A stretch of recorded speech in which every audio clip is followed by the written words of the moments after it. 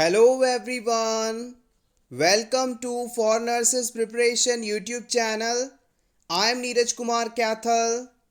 Today is 25 March 2022 and today's important questions for upcoming nursing jobs exams. Friends, एक question जो कि frequently पूछा जा रहा है और पहले भी मैं इसके बारे में आपको बता चुका हूं, अपने कमेंट सेक्शन में भी मैंने कई बार रिप्लाई किया है। ये जो वीडियो सीरीज़ है, ये सारे वीडियोस जब आप बीएससी नर्सिंग डिग्री कंप्लीट कर लेंगे, उसके बाद जब आप जॉब्स के लिए प्रिपेयर कर रहे होंगे तो उन एग्ज़ाम्स के लिए है, रिक्रूटमेंट के लिए ये वीडियो सीरीज़ है, ना कि बीएससी नर्सिंग एंट्रेंस एग्ज़ाम के लिए।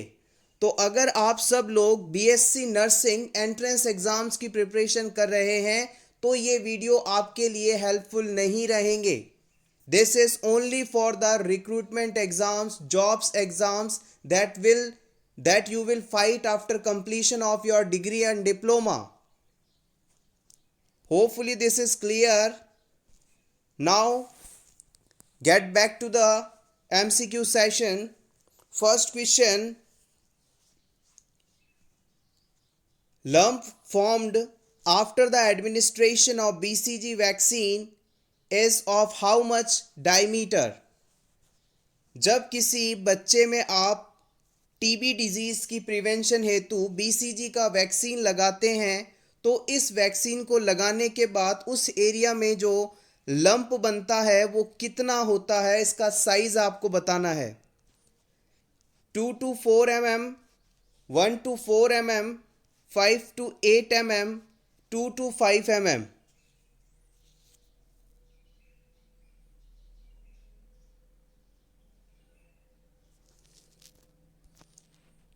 The right answer is option C. It is 5 to 8 mm. BCG vaccine जन्म के बाद लगाया जाने वाला इम्पॉर्टेंट वैक्सीन है जो कि टीबी डिजीज़ से हमें प्रोटेक्शन देता है। बीसीजी का फुल फॉर्म है बेसिलस कालमेटी-गुवेरिन और ये एकमात्र ऐसा वैक्सीन है जो कि स्कार फॉर्मेशन देता है। आप अपने लेफ्ट हैंड पर देख सकते हैं शोल्डर एरिया में, बचपन में जब आपको बीसीजी वैक्सीन लगा होगा तो इसका एक व्हील यहाँ पर दिखाई देगा, स्किन पर एक चकते जैसा निशान दिखाई देगा, यही बीसीजी वैक्सीन होता है। बीसीजी मार्क से रिलेटेड कुछ point: the usual expected reaction to BCG vaccination is redness and small lump at the injection site followed by a small ulcer a few weeks later. देखिएगा, जब भी बच्चे को हम बीसीजी वैक्सीन लगाते हैं, इस वैक्सीन को लगाने के बाद वहाँ पर एक ओपन अल्सर बन जाता है, एक घाव जैसा बन जाता है जो कि कुछ सप्ताह बाद अपने आप ही हील हो जाता है और इसकी हीलिंग के बाद लगभग 1 सेंटीमीटर या 5 से 8 mm डायमीटर वाला एक स्पॉट वहाँ पर हमेशा के लिए बन जाता है, एक पैच वहाँ पर बन जाता है जो कि व्हील शेप का होता है, सर्किल शेप का होता है। आप चाहें तो इसका स्क्रीनशॉट ले सकते हैं। Next question: integrated child development services scheme was started in which year? ICDS scheme कब शुरू की गई थी ये आपको बताना है। 1965 में, 1975 में, 1985 में या फिर 1995 में?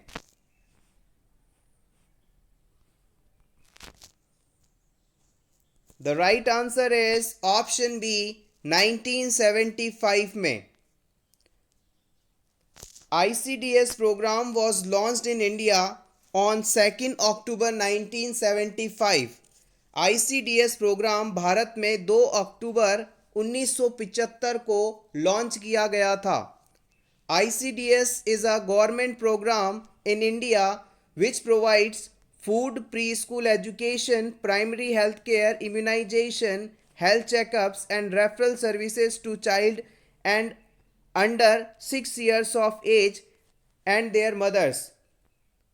नवजात शिशुओं 6 साल से उम्र तक के बच्चों और न्यूबॉर्न बेबीज की मदर को फूड, हेल्थ चेकअप्स, इम्यूनाइजेशन आदि सर्विसेज इस आईसीडीएस प्रोग्राम के द्वारा गवर्नमेंट द्वारा प्रोवाइड की जाती है।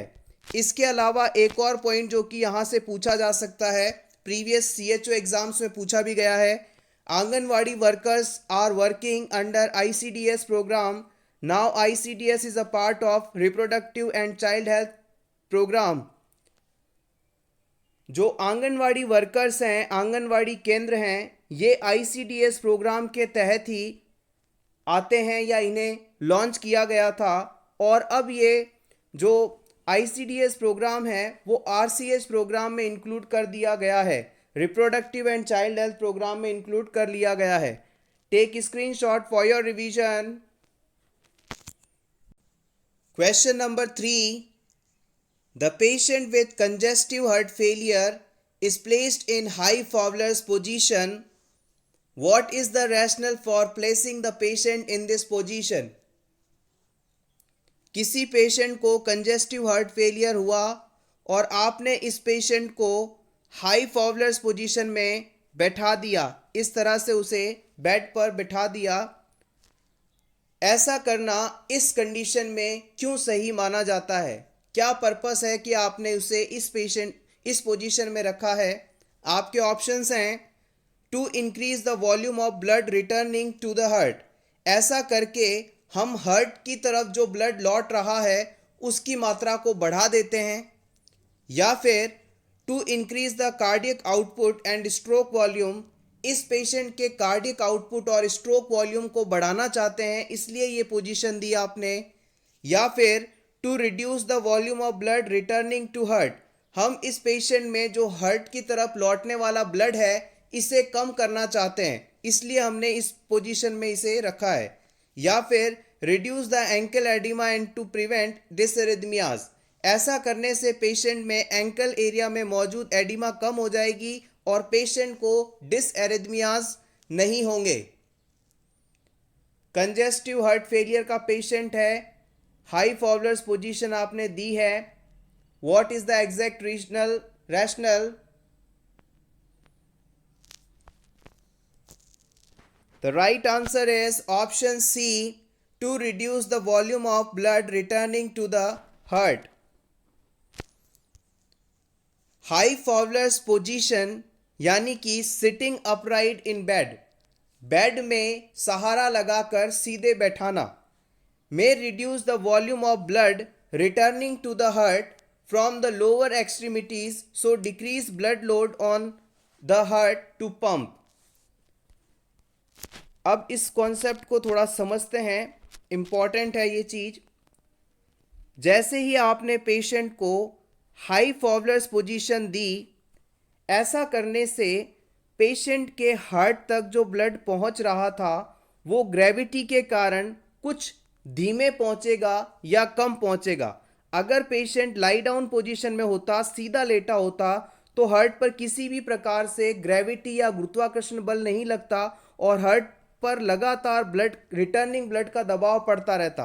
और हम ये भी बात अच्छी तरह से जानते हैं, जब भी किसी पेशेंट को कंजेस्टिव हार्ट फेलियर होता है तो उस दौरान पेशेंट के लंग्स और हार्ट के चारों तरफ एबनॉर्मल फ्लूइड का एक्यूमुलेशन होने लगता है, उसके आसपास बहुत ही ज़्यादा फ्लूइड इकट्ठा हो जाता है और इस सिचुएशन में ना तो फेफड़े पूरी तरह से अपना काम कर पाते हैं और ना ही हार्ट अपना पंपिंग एक्शन इफेक्टिवली कर पाता है। तो इस सिचुएशन में हार्ट और लंग्स को प्रॉपर काम करवाते रहने के लिए हम ये करेंगे कि पेशेंट में हार्ट की तरफ जो ब्लड पैरों से लौट रहा है उसकी कुछ मात्रा कम हो जाए, ताकि हार्ट थोड़ा सा रिलैक्स फील करे, इस पर दबाव कुछ कम हो। और जैसे ही हार्ट पर आने वाले ब्लड की मात्रा कम होगी, हार्ट का फंक्शन सुधरने लगेगा और पेशेंट पहले से बेहतर फील करेगा। तो हमेशा याद रखें, कंजेस्टिव हार्ट फेलियर वाले पेशेंट को जब भी हम सीधा बिठाते हैं तो इसका रैशनल ये होता है कि जो ब्लड पैरों की तरफ से वापस हार्ट की तरफ लौट रहा है वो कुछ कम मात्रा में लौटेगा, जिससे हार्ट के ऊपर दबाव कम पड़ेगा और वो सही तरह से पंपिंग एक्शन कर पाएगा। Next question, a client is receiving digoxin, his pulse range is normal 70 to 76 beats per minute. After assessing the apical pulse for 1 minute, the finding it to be 60 beats per minute, the nurse should first, किसी patient को हम digoxin drug दे रहे हैं और इस patient में जब आप एपिकल पल्स रेट चेक करते हैं पूरे 1 मिनट के लिए तो पल्स रेट आपको 60 बीट्स पर मिनट मिलती है। इस सिचुएशन में एज अ नर्स आप क्या करेंगे? बहुत ही इम्पॉर्टेंट क्वेश्चन है, प्रीवियस एग्जाम में कई बार पूछा भी गया है। और याद भी रखिएगा, जिन भी पेशेंट में आपकी क्लिनिकल ड्यूटीज़ के दौरान डिगॉक्सिन ड्रग दे जाने वाली है उसमें आप पहले उसकी एपिकल पल्स को चेक करेंगे। अब इस सिचुएशन में मान लीजिए आपको एपिकल पल्स 60 मिलती है तो आप क्या करेंगे? आपका पहला ऑप्शन है हम फिजिशियन को इस बारे में इन्फॉर्म करेंगे, उसे बताएंगे, या फिर हम डिगॉक्सिन की अगली डोज रोक देंगे, या फिर हम डिगॉक्सिन ड्रग एडमिनिस्टर कर देंगे, या फिर हम हमारी चार्ज नर्स जो है, हेड नर्स जो है, उसे इन्फॉर्म करेंगे। Digoxin medicine, heart rate 60 beats per minute, what will be your next action? The right answer is option 2। इस सिचुएशन में हम कभी भी पेशेंट को ड्रग नहीं एडमिनिस्टर करेंगे। The nurse initial response should be withhold the digoxin. हम अगली डोज नहीं देंगे या तुरंत डिगॉक्सिन को रोक देंगे। The nurse should then notify the physician the apical pulse is 60 beats or lower because of risk of digoxin toxicity. अगर पर्सन में 60 बीट्स पर मिनट है हार्ट रेट तो इससे पेशेंट को टॉक्सिसिटी डेवलप हो सकती है, या पेशेंट में ये ड्रग ऑलरेडी चल रही है और उसके बाद 60 beats per minute heart rate I है तो पेशेंट में और भी ज़्यादा कॉम्प्लिकेशंस हो सकते हैं। याद रखिएगा, डिगॉक्सिन जो है हार्ट की कॉन्ट्रैक्शन पावर को बढ़ाने के लिए, पावरफुल कॉन्ट्रैक्शंस करवाने के लिए, ताकि ब्लड को दूसरे बॉडी पार्ट्स तक इफेक्टिवली भेजा जाए, इसलिए दी जाती है। और जब हार्ट पूरी क्षमता से कॉन्ट्रैक्शन करता है तो कहीं ना कहीं उसकी जो हार्ट रेट है यानी 72 बीट्स जो नॉर्मल होती है उससे कुछ कम हार्ट रेट हो जाती है।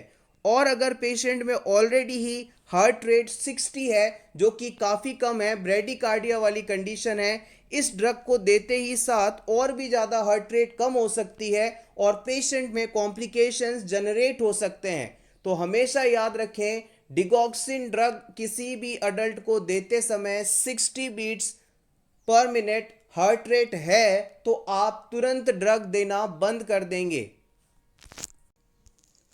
Next question, the nurse is assigning staff for the day, which assignment should be given to the nursing assistant? आप एज अ सीनियर नर्स अपने जूनियर्स को पेशेंट असाइन कर रहे हैं, अलॉट कर रहे हैं कि तुम इस पेशेंट को देखोगे, तुम इस पेशेंट को देखोगे। ऐसा करने के दौरान आपके जूनियर्स में एक नर्सिंग असिस्टेंट है, उसे आप इन चारों ऑप्शन में बताए गए अलग अलग पेशेंट्स में से किस पेशेंट की केयर के लिए भेज सकते हैं? Option 1, taking the vital science of 5 months old with bronchiolitis. हम 5 महीने के बच्चा जो कि ब्रोंकियोलाइटिस से सफरिंग है उसके वाइटल साइंस को लेने के लिए इसे भेज सकते हैं। या फिर taking the vital science of the 10 years old with 2 days post appendectomy. 10 साल का बच्चा जिसे 2 दिन पहले अपेंडेक्टोमी किया गया था उसके वाइटल साइंस लेने के लिए भेज सकते हैं, या फिर administering medication to 2 years old with periorbital cellulitis, 2 साल का बच्चा जिसे पेरीऑर्बिटल एरिया में सेल्यूलाइटिस हुआ है, इसमें मेडिकेशन एडमिनिस्टर करने के लिए, या फिर adjusting the traction of the 1 year old with fractured tibia, 1 साल का बच्चा जिसमें टीबिया बोन फ्रैक्चर हुई है, उसके ट्रैक्शन को एडजस्ट करने के लिए हम इस नर्सिंग असिस्टेंट को भेज सकते हैं।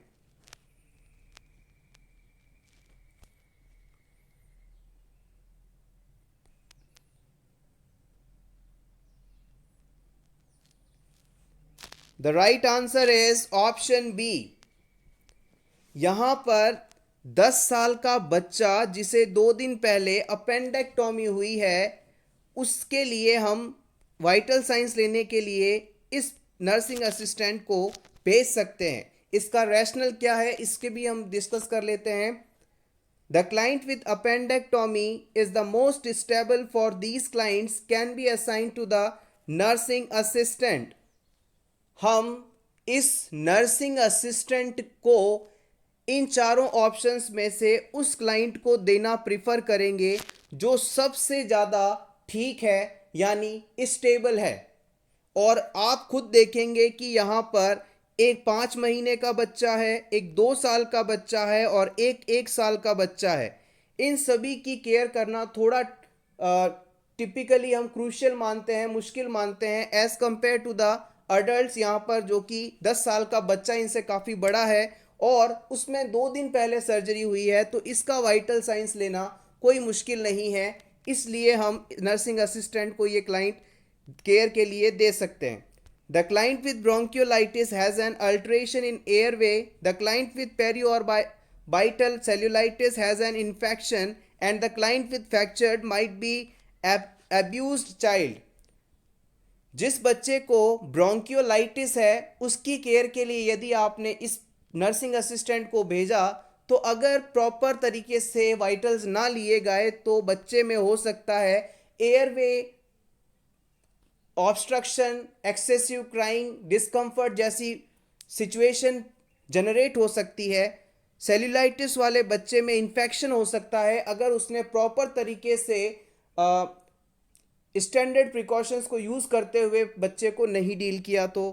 और फ्रैक्चर वाले क्लाइंट में ट्रैक्शन को अगर गलती से गलत लगा दिया तो भी प्रॉब्लम्स बढ़ सकती हैं। Next question, second phase of pertussis is. Pertussis disease की सेकेंड फेज के बारे में आपको बताना है।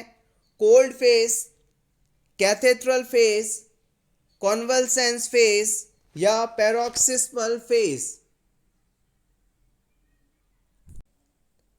The right answer is option D, it is paroxysmal phase। आइए पर्टुसिस डिजीज के बारे में कुछ पॉइंट्स को डिस्कस कर लें। इम्पॉर्टेंट, पर्टुसिस डिजीज को आप वूपिंग कफ के नाम से भी जानते हैं। बेसिकली इस डिजीज के अंदर रेस्पिरेटरी ट्रैक्ट इन्फेक्शन होता है और इन्फेंट्स के लिए ये डिजीज बहुत ही ज़्यादा खतरनाक माना जाता है। इस डिजीज के कॉजेटिव ऑर्गेनिज्म की बात करें तो ये बोर्शेला पर्टुसिस नामक बैक्टीरिया द्वारा होने वाला डिजीज है। इस डिजीज के अंदर बच्चे में running nose, nasal congestion, sneezing, coughing आदि देखी जाती है। पर्टुसिस डिजीज की 3 फेजेस हो सकती हैं। फर्स्ट फेज है कैथेड्रल फेज, सेकंड फेज है प्रॉक्सिमल स्टेज या फेज और थर्ड स्टेज है कन्वल्सेंस और recovery phase. Take screenshot for your revision. Next question, the second stage of labour is stage of. आपको बताना है कि लेबर की सेकेंड स्टेज को आप किस इवेंट के द्वारा डिस्क्राइब कर सकते हैं। Option A, uterine contraction and retractions. Option B, placental delivery. Option C, dilation of cervix. Option D expulsion of fetus. कौन सी घटना लेबर के सेकंड स्टेज में देखने को मिलती है? Basic but important. The right answer is option D, it is expulsion of foetus. Labour के सेकंड स्टेज में बच्चे की डिलीवरी होती है। लेबर को हम टोटल 3 स्टेजेस में क्लासिफाई कर सकते हैं। लेबर की first stage true labour pain होने से शुरू होती है और सर्विक्स का डायलेशन 10 सेंटीमीटर होते ही खत्म हो जाती है। सर्विक्स के 10 सेंटीमीटर डायलेट होते ही लेबर की सेकंड स्टेज शुरू होती है। इसे हम एक्सपल्शन ऑफ फीटस स्टेज के नाम से भी जानते हैं, क्योंकि इसी स्टेज में बच्चे की डिलीवरी होती है। The second stage begins from the full dilation of cervix, expulsion of foetus. Duration is 2 hours in primigravida and 30 minutes in multigravida। Labour की सेकंड स्टेज प्रीमिग्रेविडा यानी फर्स्ट टाइम प्रेग्नेंट वुमेन्स में 2 घंटे की होती है, जबकि मल्टीग्रेविडास के अंदर 30 मिनट्स की होती है। आप चाहें तो इसका स्क्रीनशॉट ले सकते हैं आपके रिवीजन के लिए। लेबर की थर्ड स्टेज में प्लेसेंटा सेपरेट होकर एक्सपेल आउट होता है। Next question, a client has been receiving cyanocobalamin means vitamin B12 injections for the past 6 weeks. Which laboratory finding indicate that the medication is having the desired effect? किसी client को या patient को पिछले 1.5 महीने से 6 week से vitamin B12 के injections लगाए जा रहे हैं। इन इंजेक्शंस के कारण कौन सी फाइंडिंग आने पर आप ये मानेंगे कि हम जो चाहते हैं वो हो रहा है, यानी डिजायर्ड इफेक्ट्स आ रहे हैं, पेशेंट में इंप्रूवमेंट हो रहा है? आपके ऑप्शंस हैं, क्या न्यूट्रोफिल काउंट 60% होने पर हम ये मानेंगे कि दवा अपना इफेक्ट दिखा रही है, या बेसोफिल काउंट 0.5% आने पर, या मोनोसाइट काउंट 2% होने पर, या रेटिक्युलोसाइट काउंट 1% होने पर?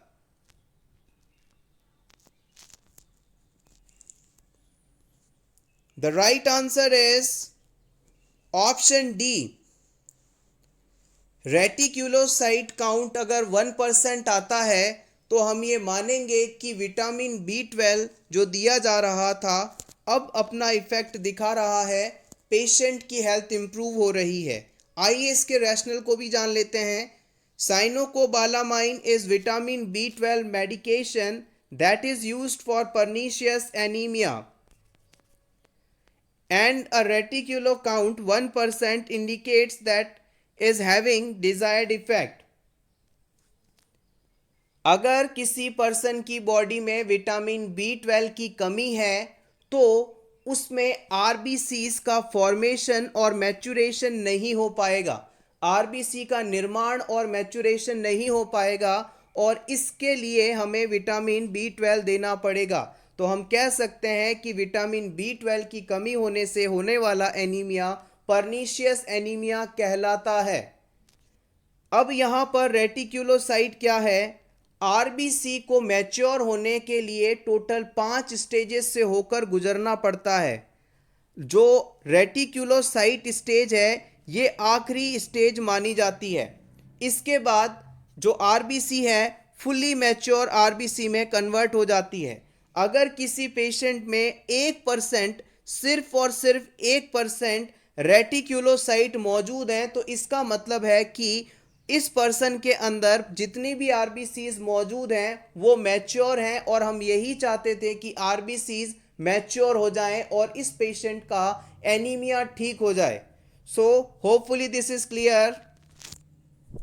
Next question, which vitamin is also known as anti-sterility vitamin? किस विटामिन को आप एंटी स्टेरिलिटी विटामिन के नाम से जानते हैं? विटामिन के को, विटामिन सी को, ई को, या ए को? Correct option C is vitamin E is anti-sterility vitamin. Next, miotics are the drugs which, आपको बताना है मायोटिक ड्रग्स क्या करती हैं. Option A, they dilate the pupil of eye, ये आंख की पुतलियों को फैला देती हैं, डायलेट कर देती हैं.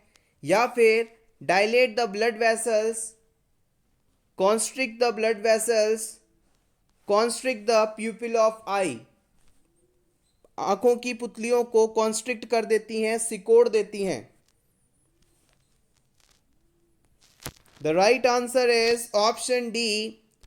मायोटिक ड्रग्स जो होती हैं वो आईज में जाकर आईज की जो प्यूपिल्स हैं इसे कॉन्स्ट्रिक्ट कर देती हैं. मान लीजिए ये नॉर्मल साइज की प्यूपिल थी, इसे बिल्कुल छोटा कर देंगी.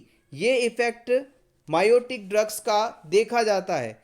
इसके ऑपोजिट एक माइड्रियाटिक ड्रग्स भी आती हैं जो कि प्रीवियस एग्जाम में पूछी भी गई हैं. इनका ऑपोजिट एक्शन देखने को मिलता है. ये जो प्यूपिल कॉन्स्ट्रिक्टेड है उसे डायलेट करने का काम करती हैं. माइड्रियाटिक ड्रग्स प्यूपिल को डायलेट करती हैं और मायोटिक ड्रग्स डायलेटेड प्यूपिल को कॉन्स्ट्रिक्ट करती हैं. Next question. A healthcare provider has been exposed to hepatitis B through a needle stick. Which of the following drugs should the nurse anticipate administering the post-exposure prophylaxis? किसी health care provider या nurse को hepatitis be patient की care के दौरान needle stick injury हो जाती है. इस सिचुएशन में पोस्ट एक्सपोजर प्रोफाइलैक्सिस के रूप में क्या ट्रीटमेंट देना चाहिए? Hepatitis B immune globulin, interferon, hepatitis B surface antigen या फिर एम्फोटेरिसिन बी.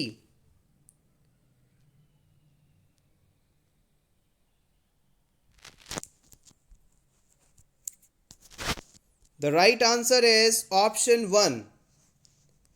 ये question exam point of view से और आपकी हॉस्पिटल ड्यूटी के अकॉर्डिंग भी इम्पॉर्टेंट है.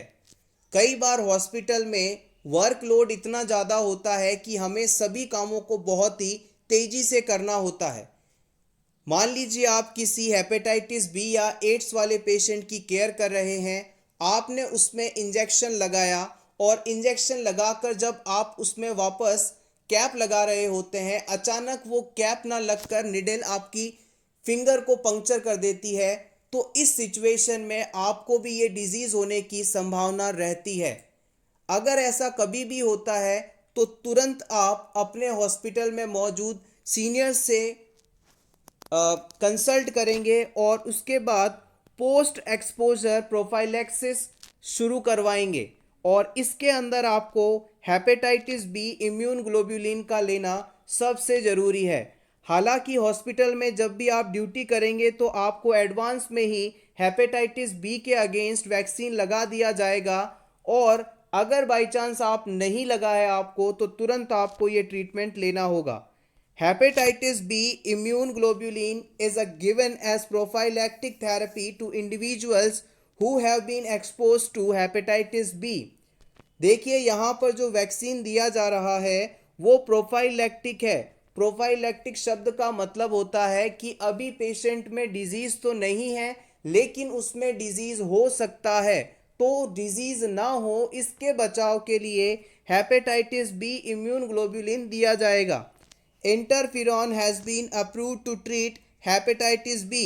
और यहाँ पर जो ऑप्शन में इंटरफेरॉन दिया गया था ये हेपेटाइटिस बी होने के बाद ट्रीटमेंट के लिए इस्तेमाल किया जाता है. हेपेटाइटिस बी के अंदर हेपेटाइटिस बी एक वायरस डिजीज़ है जिसके अंदर लीवर में इन्फ्लामेशन देखी जाती है. Hepatitis B surface antigen is a diagnostic test used to detect current infection. Hepatitis B surface antigen का इस्तेमाल हम इस डिजीज़ को डायग्नोज करने के लिए करते हैं।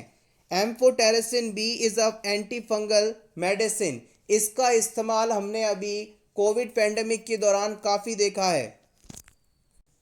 Next question, the inability of left ventricle to fill or pump sufficient blood to meet the need of the tissue for oxygen and nutrient is। अगर हमारे हार्ट के लेफ्ट वेंट्रिकल द्वारा प्रॉपर मात्रा में ब्लड को पंप ना किया जा रहा हो तो इस सिचुएशन में बॉडी में ऑक्सीजन और न्यूट्रिएंट्स की कमी हो जाएगी और इस सिचुएशन को आप क्या कहेंगे? Decompensated heart failure, congestive heart failure, left ventricle, right ventricle.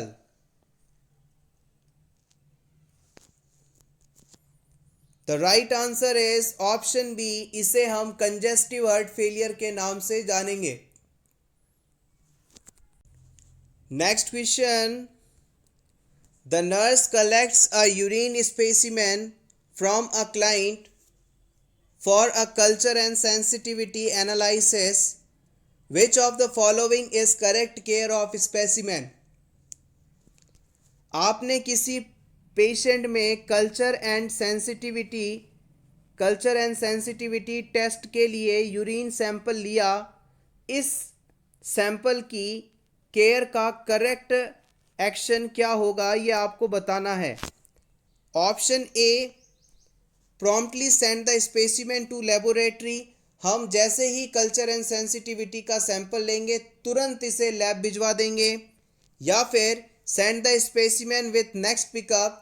जब लैब से कोई अगली बार सैंपल कलेक्ट करने के लिए पर्सन आएगा तब उसे हम भिजवाएंगे, तुरंत भिजवाने की ज़रूरत नहीं है।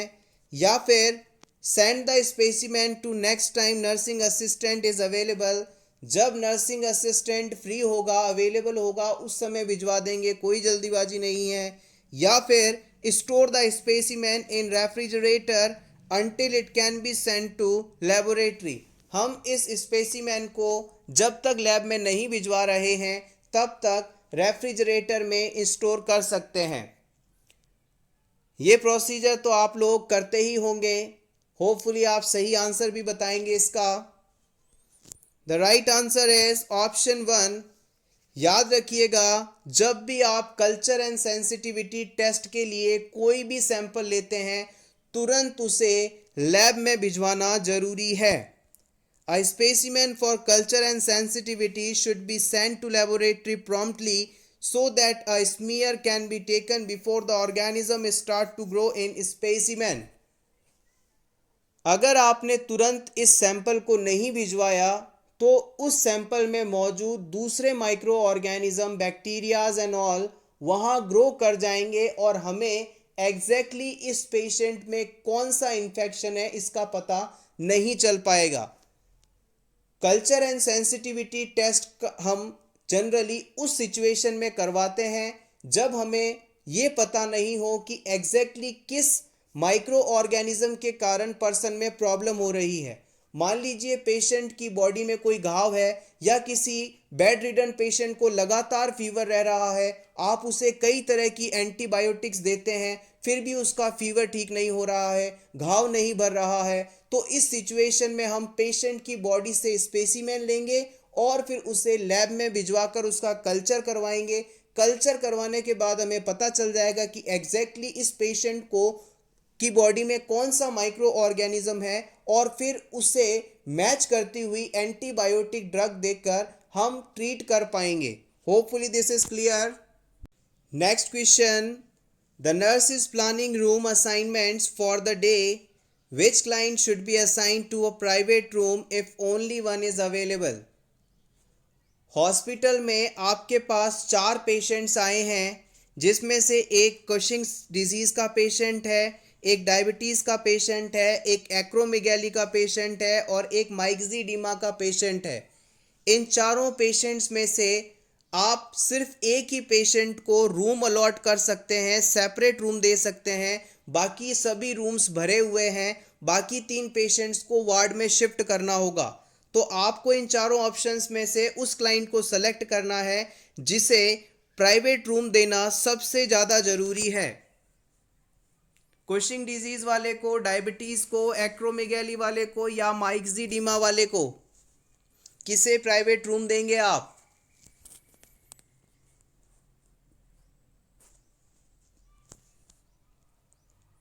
The right answer is option A.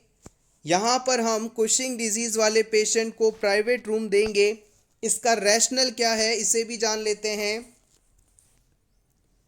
The client with Cushing's disease has adrenocortical hyper secretions. This increase in the level of cortisone causes the client to be immune suppressed। Cushing disease वाले patient में adrenocortical hyper secretions देखे जाते हैं और इन excessive secretions के कारण उसकी immunity या इम्यून सिस्टम काफ़ी कमज़ोर होता है। अगर ये किसी और डिजीज्ड पर्सन के थोड़े भी संपर्क में आ जाए तो ये और ज़्यादा बीमार हो सकता है, इसे वो डिजीज़ भी हो सकता है बिकॉज इम्यूनिटी इज़ लो। इस सिचुएशन को ध्यान में रखते हुए हम कुशिंग डिजीज वाले पेशेंट को प्राइवेट रूम देना प्रीफर करेंगे as compare to other patients. Diabetes वाले पर्सन को इन्फेक्शन का रिस्क नहीं है इसलिए हम इसे नहीं देंगे। एक्रोमेगैली वाले पेशेंट के अंदर ग्रोथ हार्मोन का एक्सेसिव सिक्रीशन देखा जाता है अडल्ट एज में और इस सिचुएशन के अंदर उसकी फिंगर्स, नोज, ये एरियाज एबनॉर्मली ग्रोथ होने लगते हैं। सो यहाँ पर इन्फेक्शन जैसा कोई रिस्क नहीं है। माइक्सिडीमा और हाइपरथायरॉयडिज्म वाले पेशेंट में कोई ऐसा विशेष रिस्क नहीं है जिसके कारण उसे प्राइवेट रूम दिया जाए। Next question, the newer drug given to interfere with production of angiotensin second in heart failure. किसी पेशेंट को हार्ट फेलियर हुआ, इस पेशेंट को हम एंजियोटेंसिन प्रोडक्शन को इंटरफेयर करने वाली कौन सी नई ड्रग देते हैं? आइसोड्रिल, एनॉक्सिमोन, एस्मोलॉल या कैप्टोप्रिल?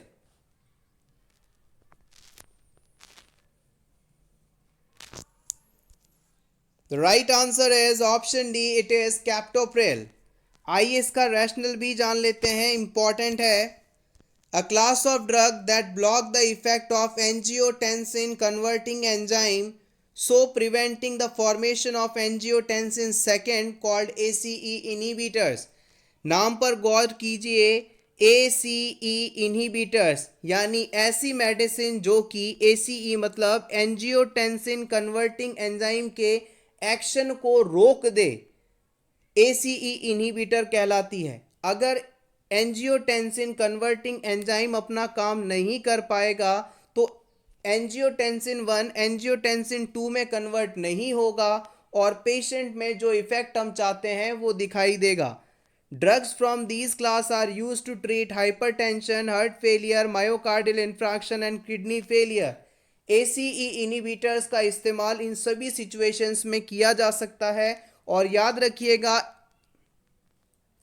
इन ड्रग्स को आइडेंटिफाई करने के लिए आप हमेशा ड्रग नेम या सॉल्ट नेम के पीछे देखेंगे तो आपको PRIL नामक सुफिक्स लगा दिखाई देगा। जिस साल्ट के पीछे आपको प्रिल लगा दिखे तो आप समझ जाइएगा ये ACE इनहिबिटर का एग्जाम्पल है, जैसे enalapril, captopril, lisinopril, ramipril etcetera. Take screenshot for your revision. Next question, important for upcoming NORCET exam. The doctor orders 2% nitroglycerin ointment in 1 inch dose every 12 hours. Proper application of nitroglycerin ointment include। किसी patient को angina हुआ और treatment के लिए हम nitroglycerine ointment दे रहे हैं और डोज है हर 12 आवर्स में 1 इंच एरिया पर अप्लाई करना। इसे अप्लाई करते समय आपको किस चीज़ का ख्याल रखना होगा, ये सेलेक्ट करना है, बताना है आपको। रोटेटिंग द एप्लीकेशन साइट, आप नाइट्रोग्लिसरीन को एक ही जगह पर बार बार अप्लाई नहीं करेंगे। जैसे मान लीजिए आपने इस हिस्से में लगा दिया तो फिर इससे कुछ दूरी पर, फिर कुछ दूरी पर अप्लाई करेंगे। ऐसे साइट रोटेट करते रहेंगे जैसे कि इंसुलिन के लिए करते हैं। या फिर limiting application to the chest, इसे आप सिर्फ और सिर्फ चेस्ट पर लगाएंगे और कहीं नहीं। या फिर रबिंग इनटू द स्किन, आप इसे स्किन पर लगाकर तेजी से रगड़ेंगे, रब करेंगे। या फिर covering it with gauze dressing, इसे लगाने के बाद गॉज ड्रेसिंग से इसे कवर करना जरूरी है। इस चीज का हमें ख्याल रखना होगा। इन चारों ऑप्शंस में से कौन सा ऑप्शन सही रहेगा? आफ्टर अप्लाइंग 2% नाइट्रोग्लिसरीन,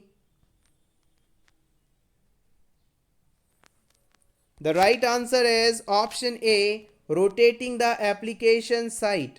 आइए इसके रैशनल को जान लें। Site for application of nitroglycerin should be rotated to prevent skin irritation.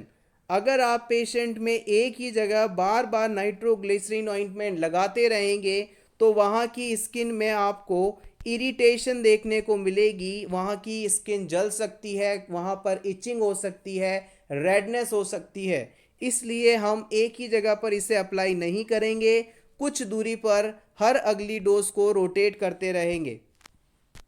It can be applied to back and upper arms, not to lower extremities, making answer B incorrect.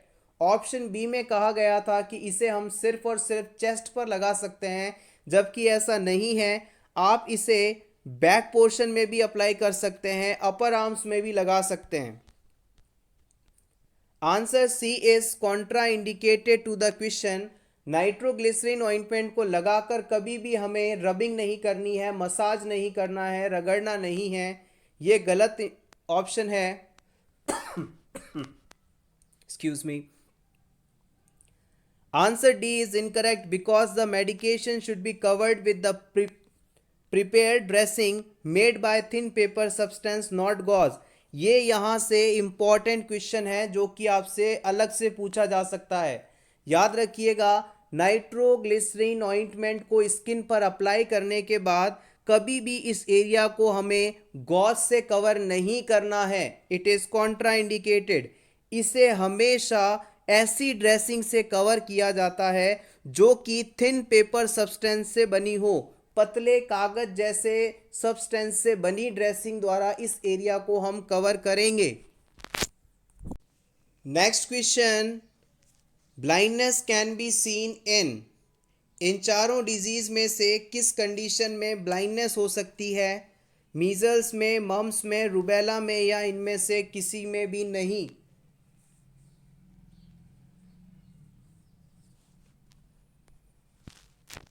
The right answer is option A, it is measles. Measles disease can cause blindness. Severe measles can lead to acute deficiency of vitamin A, which may lead to keratomalacia, blindness from corneal scarring. अगर किसी person को measles होता है, severe measles होता है, तो उसमें vitamin A की कमी हो जाएगी। विटामिन ए की कमी जैसे ही होगी उस पर्सन में कीरेटोमलेशिया डेवलप होगा। कीरेटोमलेशिया के कारण कॉर्नियल स्कैरिंग होगी, यानी कॉर्निया में स्कार फॉर्मेशन होने लगेगा और फिर इसके बाद पेशेंट में ब्लाइंडनेस डेवलप हो जाएगी। होपफुली अब आप समझ गए होंगे। Measles disease, vitamin A deficiency, keratomalacia, corneal scarring, finally blindness.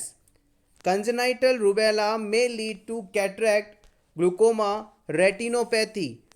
अगर कंजेनाइटल रूबेला होता है तो इस सिचुएशन में कैटरैक्ट, ग्लूकोमा, रेटिनोपैथी जैसी कंडीशंस हो सकती हैं, लेकिन ब्लाइंडनेस नहीं होगा। ब्लाइंडनेस मीजल्स में देखा जाता है।